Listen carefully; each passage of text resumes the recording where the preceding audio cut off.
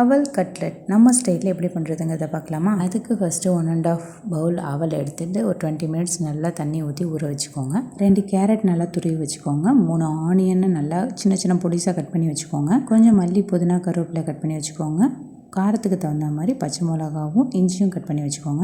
3 உருளைக்கிழங்கு மீடியம் சைஸில் நல்லா வேக வச்சு எடுத்துக்கோங்க. வேக வச்ச உருளைக்கிழங்கு நல்லா மெட்டிகள் இல்லாமல் வச்சு எடுத்துக்கோங்க. அவளையும் சேர்த்து அதில் போட்டு நம்ம கட் பண்ணி வச்சிருக்க வெஜிடபிள்ஸ் எல்லாத்தையும் அதில் போட்டு கொஞ்சம் உப்பு, 2-3 டேபிள் ஸ்பூன் மிளகாய்த்தூள், 1 table spoon garam masala, 1 teaspoon பெருஞ்சீரகத்தூள், இது எல்லாமே நல்லா ஒன்று சேர்ற மாதிரி நல்லா பிசைஞ்சு உருட்டுற அளவுக்கு மாவு ரெடி பண்ணி எடுத்துக்கோங்க. நம்ம பிசைஞ்சு வச்சிருக்க மாவு கட்லெட் ஷேப்பில் உருட்டி கார்ன்ஃப்ளவர் மிக்ஸில் டிப் பண்ணி எடுத்து பிரெட் கிரம்ஸில் போட்டு நல்லா டிப் பண்ணிக்கோங்க. ஒரு பேனில் எண்ணெயை சூடு பண்ணி அதில் கட்லெட்டை போட்டு நல்லா முன்னாடியும் பின்னாடியும் பொன்னிறமாக வர அளவுக்கு வறுத்து இது மாதிரி எடுத்துக்கோங்க. சூடாக எடுத்து இந்த மாதிரி சாஸில் டிப் பண்ணி சாப்பிட்டோம்னா செம்ம டேஸ்ட்டாக இருக்கும். நீங்களும் கண்டிப்பாக வீட்டில் ட்ரை பண்ணி பாருங்கள்.